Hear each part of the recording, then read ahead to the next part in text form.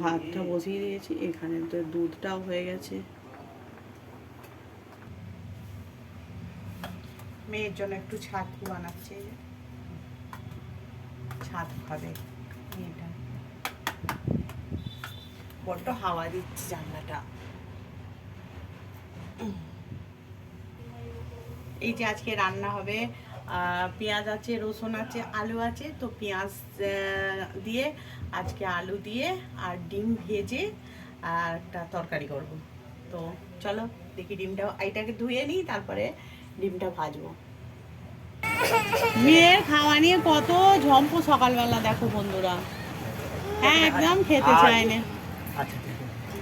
মা খেয়ে নাও, মা শোনা, মা খেয়ে নেয়, খেয়ে নেয়।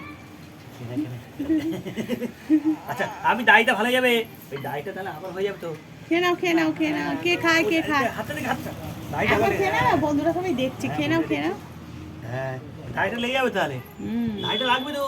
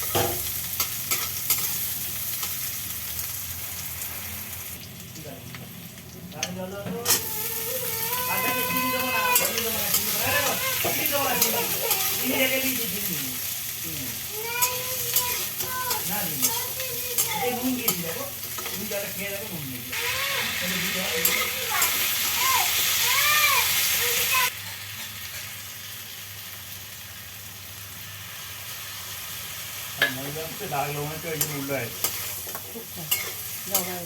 ও আমার